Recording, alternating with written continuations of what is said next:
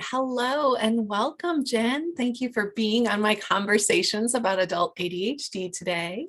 Hi, Amber. Glad to be back here with you again.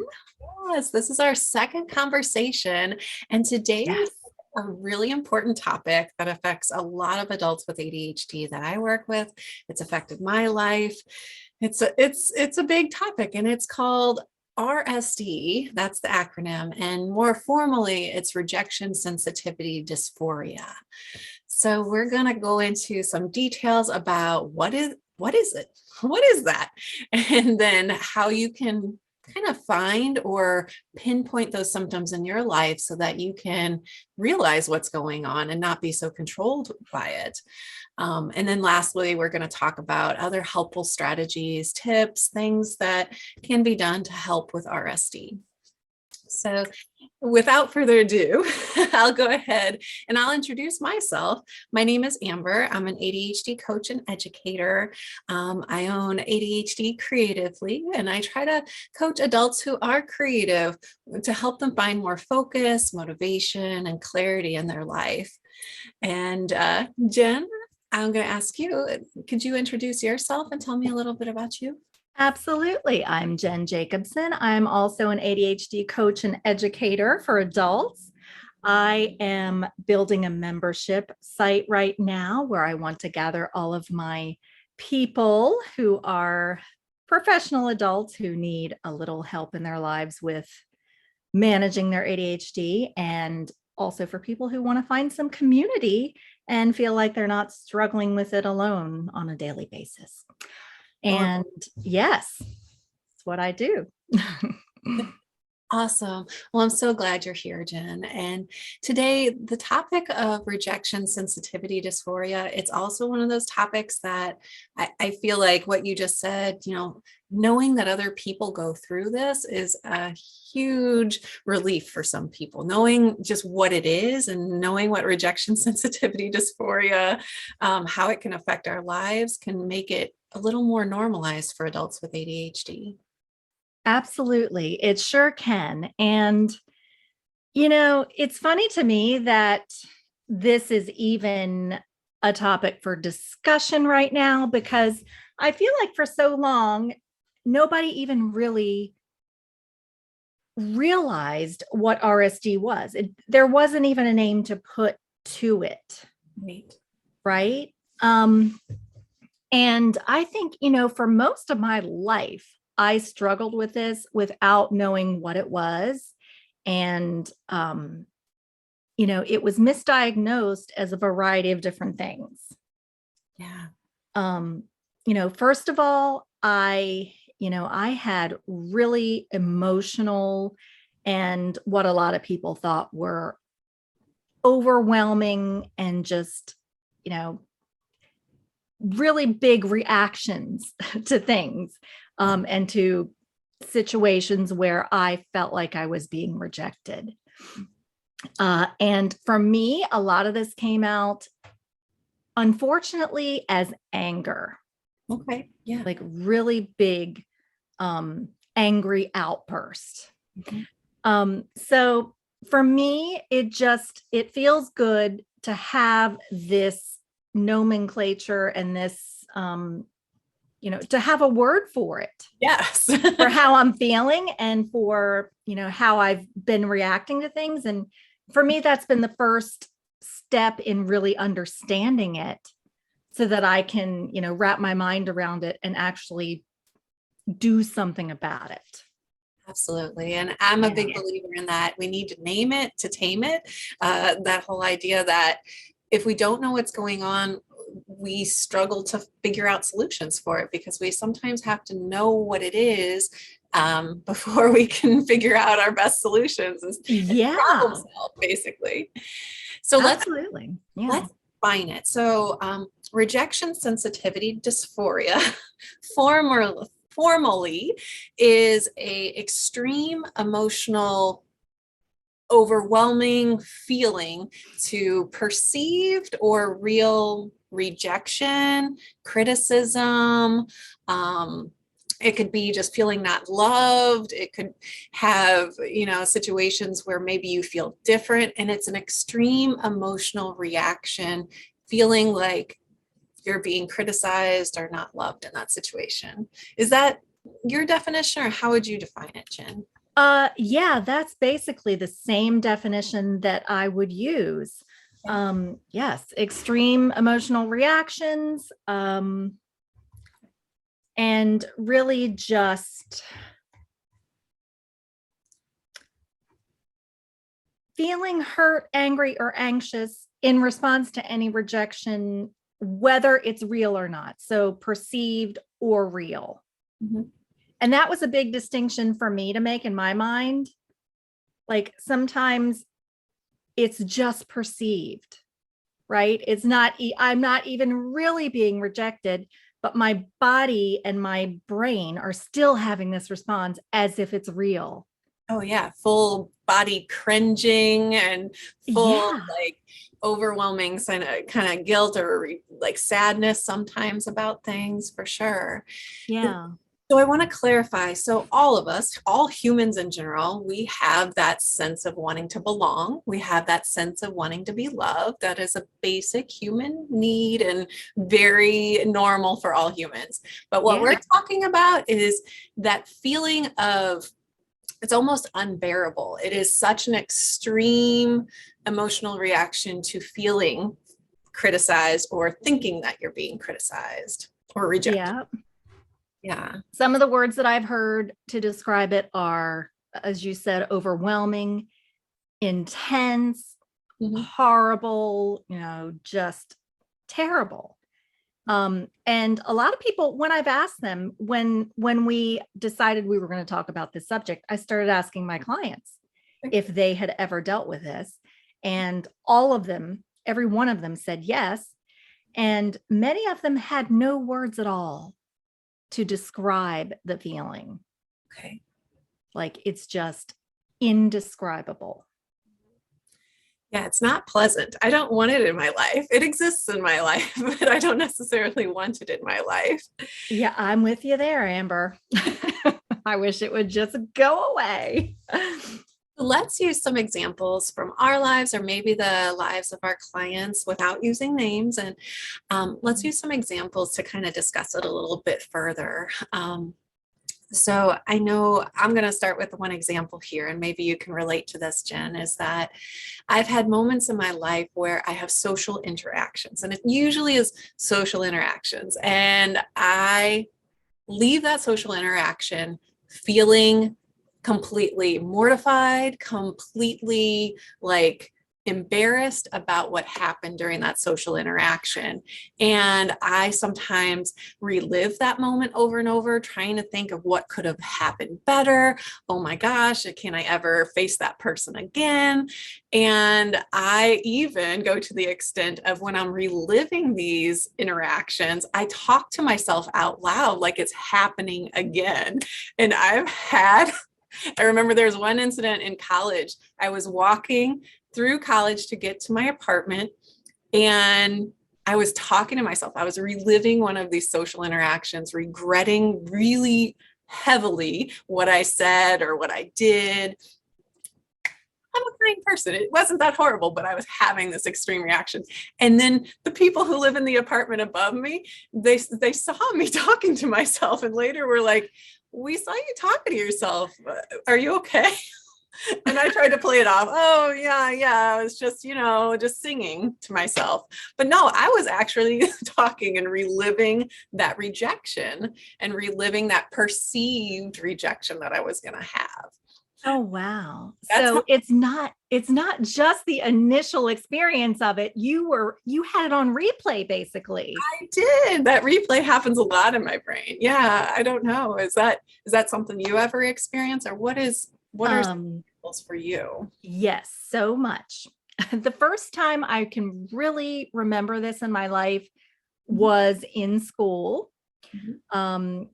Grade school, I think rejection is a big deal for all kids, right? Nobody wants to be rejected. You want to Everybody wants to fit in. Nobody wants to stand out as somebody different. Mhm. And I always felt that my personality was different. Mhm. And I did things that I felt like just set me up for rejection. Anytime I had to speak in front of the class, I had an overwhelming anxiety about speaking in class. Mhm. And when I was finished, I really just imagined that everyone hated it and they were rejecting. Nobody liked anything I said. And so I experienced that rejection all in my mind, basically, Mhm. right? These were just thoughts I was coming up with about how I thought people were going to receive what I said. Mhm. So, and it felt awful. I mean, as you said, I replayed it over and over again. Thought about everything I could have said differently, things I did wrong. Yeah. So that was kind of a theme throughout my academic career. Gotcha. Yeah, Um, ditto. That yeah, extreme anxiety about presentations is completely relatable, and just feeling like I had already failed at the end, even though no one had given me any kind of response. Really. right. There was no feedback at all other than the spinning thoughts in my own brain. Yeah. So yes. And of course, pretty much every social interaction I've had, unless it's with somebody with ADHD who totally gets me, is kind of awkward. So pretty much every social interaction I've had has felt awkward, and I have felt on some level rejected. Mhm. Every time I interact with someone, unless they're, a close friend or family member who really gets me. True. I definitely have had that similar feeling in my life too. And it is something where it's almost like I'll speak for me. It's almost that I set myself up so that I distance myself from other people because it's safer. And I just have interactions, but don't get too deep, because if things get too deep, then I start to get a little more worried about being rejected or being hurt. So Oh my gosh, Amber, that resonates with me so much. Mhm. I've had friends tell me that it was really hard to get to know me. Mhm. And in my mind, I think, well, what do you mean? You know me. What else is there to know? But it's their perception that I'm not very forthcoming and, vulnerable with them right up front. It takes me a really long time to warm up. Yes. And I really do think it's because of that fear of rejection, Mhm. keeping people kind of at arm's length, because if you get too close, then you could be rejected. Mhm. So it's cultivating that feeling of safety and comfort, even though it's not real comfort. Yeah, it's more of a masked comfort. Yeah. Absolutely. I found a really great article, and I thought I'd bring up these points here, and we can talk about how it relates to us. So the article was saying how RSD, when triggered by a perceived or real loss of approval or love, um, people go into typically two different reactions. Either you learn how to people please really well, so you get good Mm, at reading what people like, and then you try to do what they like, therefore reinforcing that mask on ourselves again. yeah. Or two, we stop trying altogether and we give up, even though we're really intelligent, really awesome humans with brilliant brains. We give up on things because it feels too anxiety provoking to go forward. And then the third one that they kind of mentioned is there's also that overachieving bunch of people that if they're scared of getting rejected, then they're going to push really hard to overachieve and prove to everybody that I'm awesome and I can do everything. So I thought those were three really interesting reactions to rejection sensitivity dysphoria. Those are really interesting. And it's interesting to think about those in the context of my own life.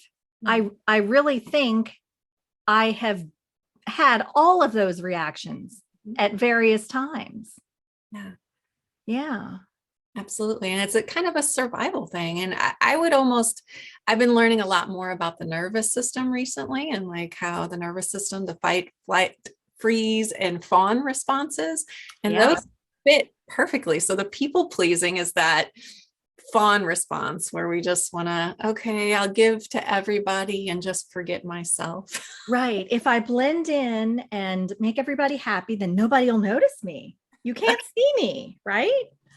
You can't reject me because I'm always making everyone happy. Yes. Right. Yeah. And then that stop trying where you give up, that's more of the freeze or the flight stage where you avoid things or just get stuck sometimes. And I was like, that makes sense with my life too. That avoiding things that are anxiety producing. I would say it's a Mhm. human response, but um I avoiding, think it's kind of on steroids with RSD, like yeah. the avoidance. Hmm. On steroids, that's a perfect way to put it. Yes. Yeah. It's yes. There's a lot of avoidance. And I've kind of been noticing that and calling myself out for it as I go through my journey of growth, which is always ongoing. But I've really been cultivating an awareness for when I'm doing this. And I notice it and kind of point it out like, hey, yeah, you're doing this. You're doing this, right? You're pushing this person away, or you're trying to protect yourself, or whatever it is. Yeah, that's definitely a beautiful skill. And I know it's taken me a lot of time to figure out how to pull away from the emotions sometimes too. It's almost like that internal mindfulness, like in this moment, I am pushing someone away. In this moment, I am doing the opposite of what I really want to be doing. I am, Right. Yeah. and that takes some good awareness and sometimes takes good coaching and good therapy too to help us realize those moments. Um, Absolutely. I called out one of my clients the other day. He is a very intelligent professional in the computer industry. Not a lot of social interaction because he's behind a computer all the time, but he's also right now avoiding all dating. He wants to find a partner, but he is avoiding it completely because it is so anxiety producing. He's gotten rejected in the past, and that rejection is preventing him from taking any steps right now to go forward. And so I called him out and I was like, you are avoiding this because it's going to be stressful, aren't you? And he's like, yes, I've been avoiding it for 2 years because it's been stressful. And so that fear of rejection for him, and he also is an adult with ADHD, it's extreme. That fear of rejection is so extreme for him right now. So we're working on strategies for him to recognize that, help decrease his stress, Mm-hmm. and go forward with tiny steps to get towards there. So, Yes. I feel like there has to be, in order to move forward through this, mhm. you have to like desensitize yourself to a certain extent. And, it's almost like exposure therapy. You have to expose yourself to it in little bits, but not so much that it puts you into this fight or flight response. Right. Right. Just tiny, tiny little steps forward that don't, I like to say, put your amygdala into alarm. That's a good way of putting it. Yeah. Right. Because your amygdala is where those fight or flight responses originate, and you want to kind of shield yourself from those big responses, but at the same time realize that you can experience rejection and you're not going to die. Yes. It's just going to bring up some emotions and you can work through those. Yes. And emotions are okay. You are not your emotions. Yeah. Yeah. Absolutely. And to piggyback on what you said about the amygdala. So when we are in that kind of really emotional, overwhelmed stage, that fight or flight stage, it's shutting down our frontal brain, our frontal lobe, which is our executive functions. And even that, it has that domino effect of affecting our ability to keep ourselves organized, time management, a lot of things as far as the executive functioning skills, prioritizing, planning, getting work done in an organized, succinct fashion. All of that gets harder for an adult with ADHD. So, yeah. Right. So it's kind of like a double whammy. It is. Like you're feeling all these really big emotions and you're feeling this rejection, and your top brain, your, prefrontal cortex can't activate in order to, introduce rational thoughts about the situation, right? So you kind of just stay stuck in this place of, rejection and this intense pain and the feeling and trying to avoid it. It's like a cycle. Stuck in the yuck. Yeah. Yeah. Yeah. Yeah.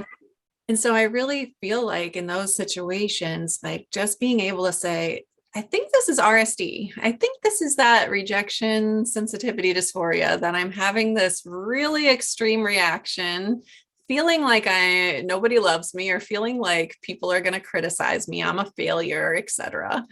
And I am doing that right now. And it can give you that moment of pause to be like, oh, okay, what do I want to do instead?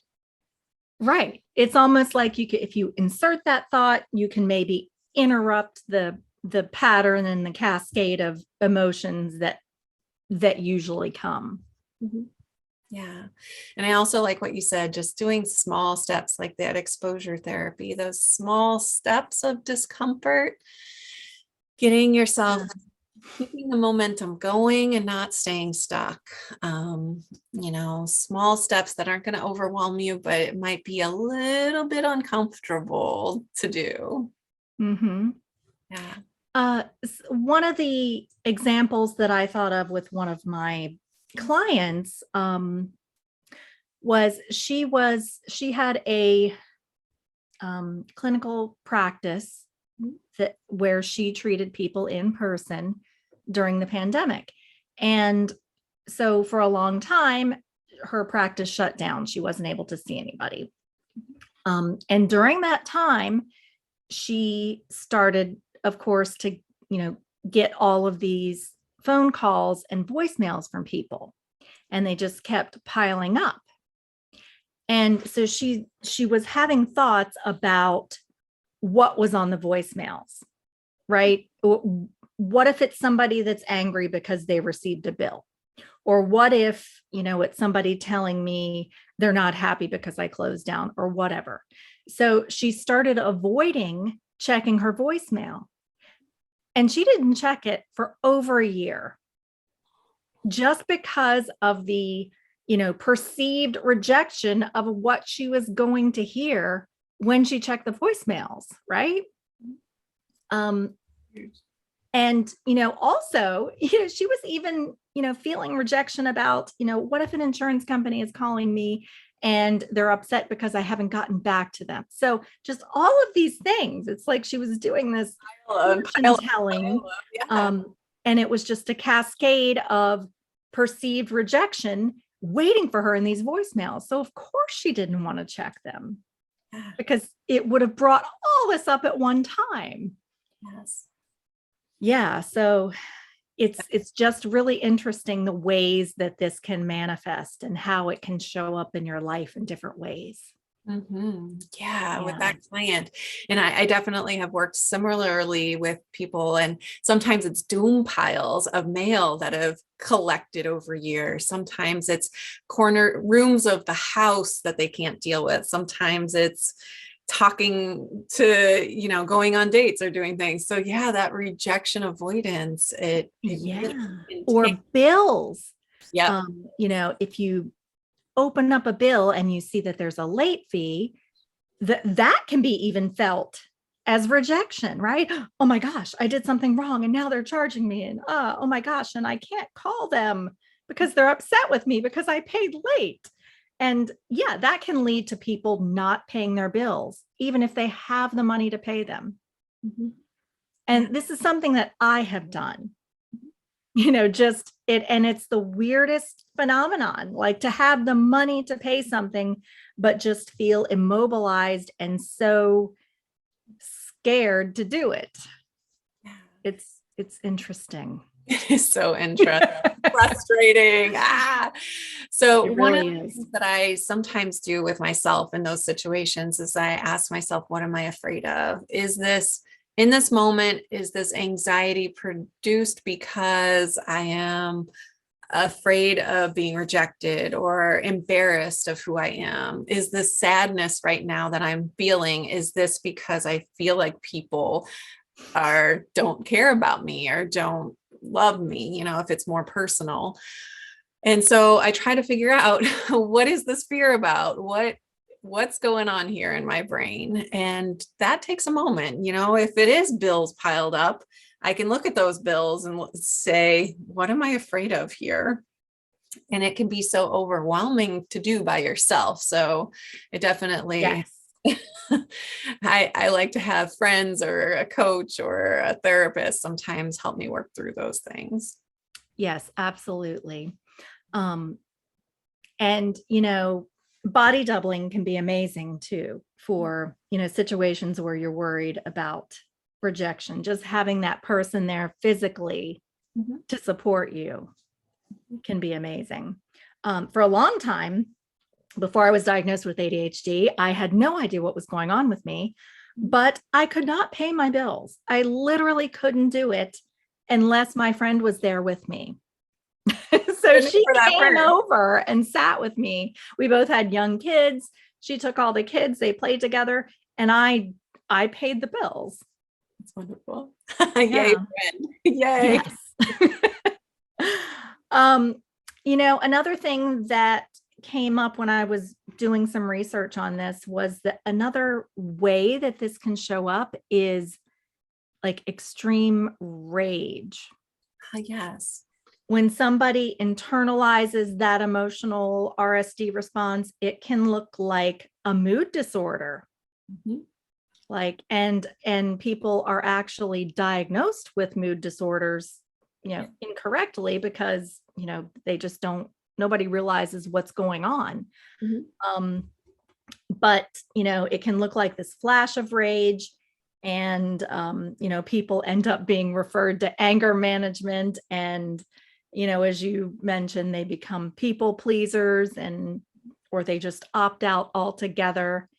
So just this wide range of different responses is so interesting to me. And as I was thinking about this earlier, I remembered when I was 18 years old, which was a long time ago, I saw my very first therapist. And this was after my father had died.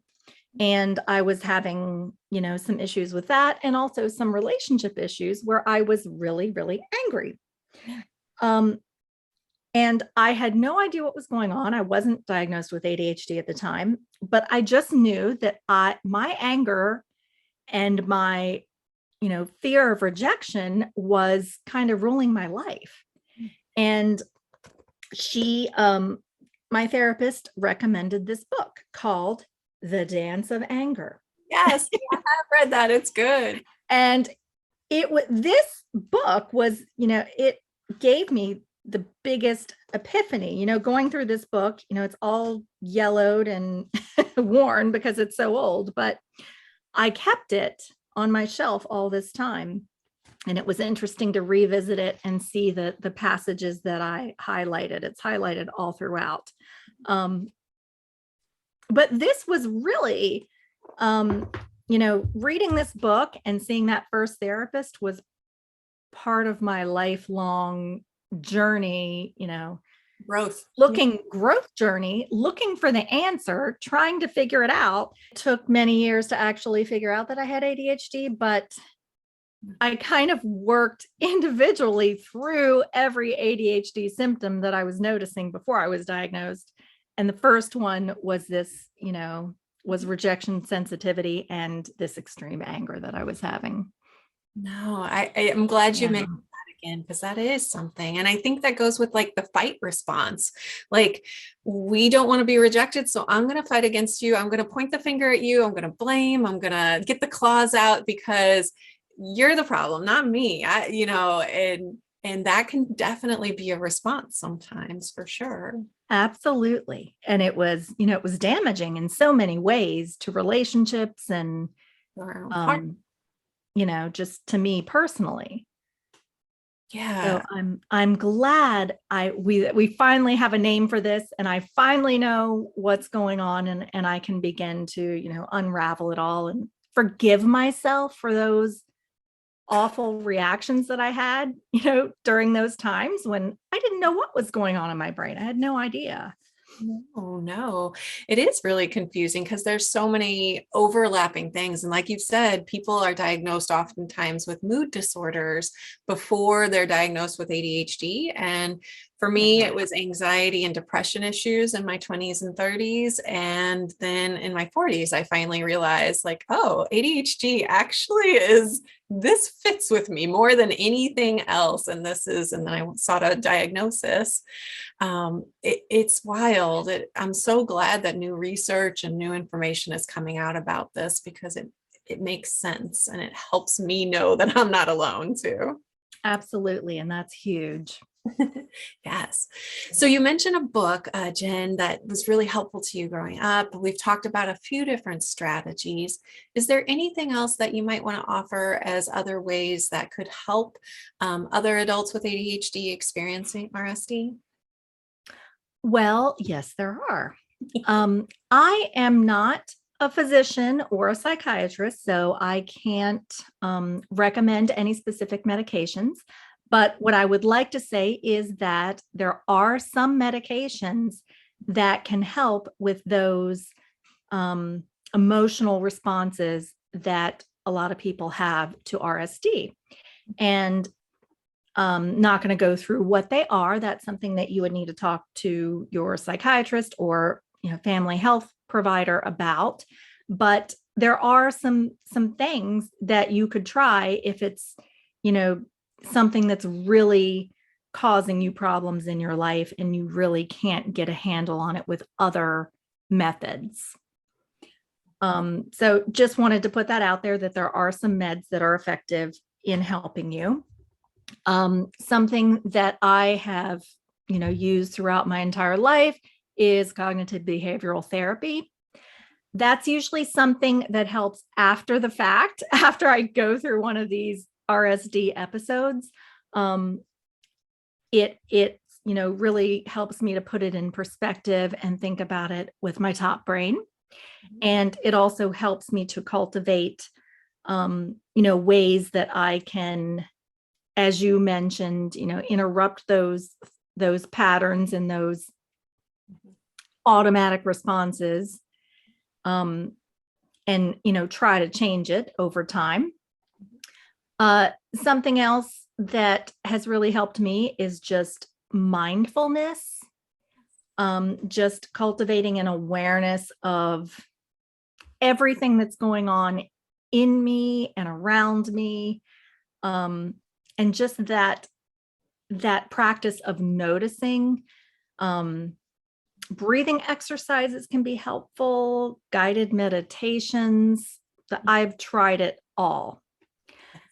One of the things that has been really super helpful for me to kind of get in there through the back door, as I like to say, bypassing my thinking brain and going straight to my subconscious, has been hypnotherapy.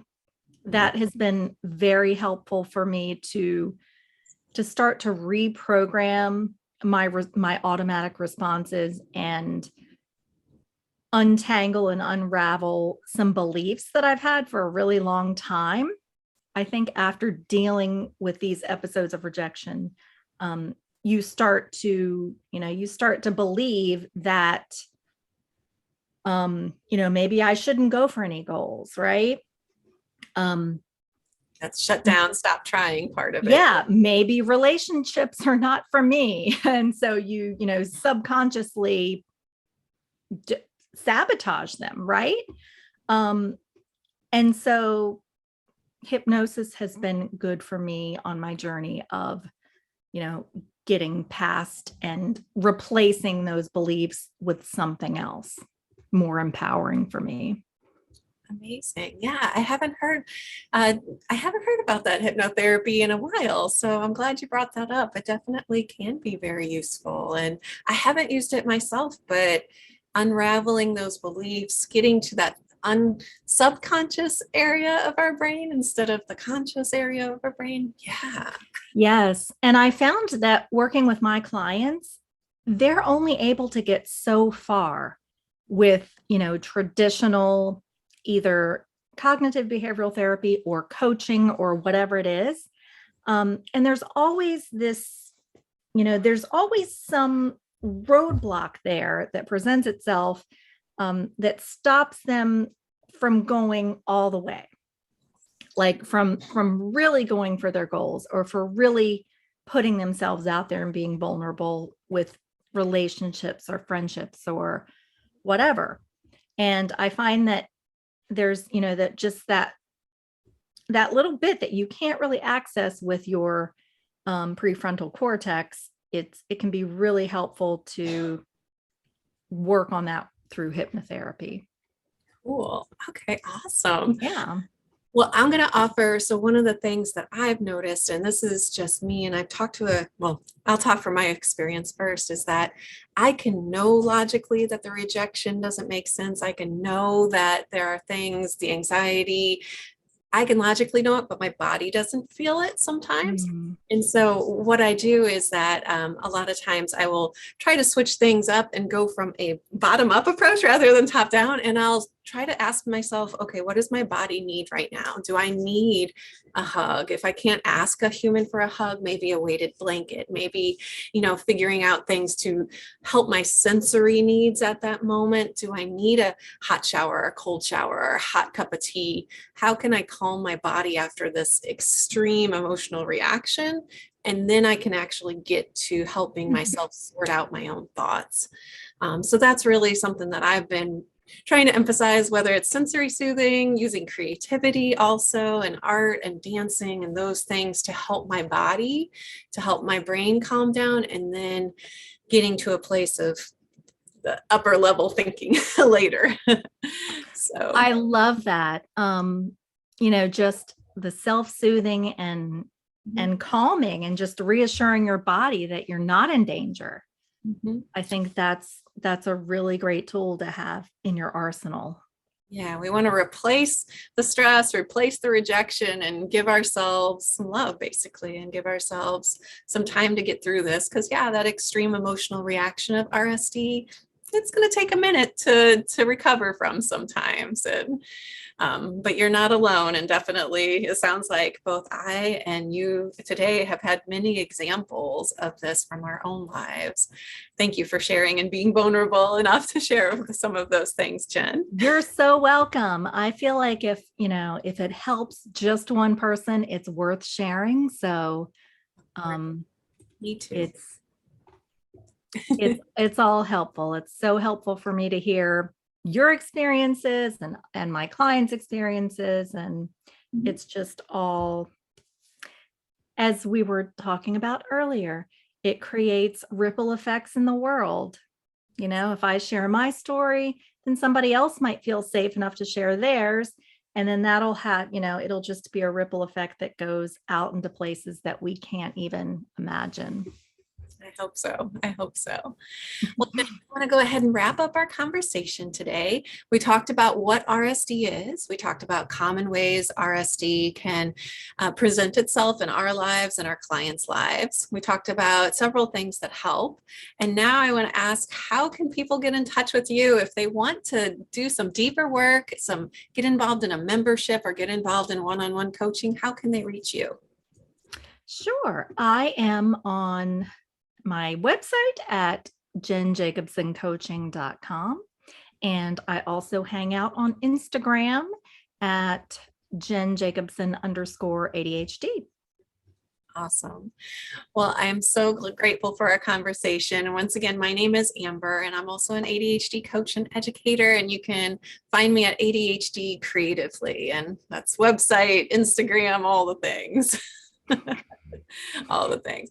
Well, take care, Jen. I hope to have more conversations with you in the future, but I'm so grateful for this one. Awesome. Thanks, Amber. All right. Take care. Bye now.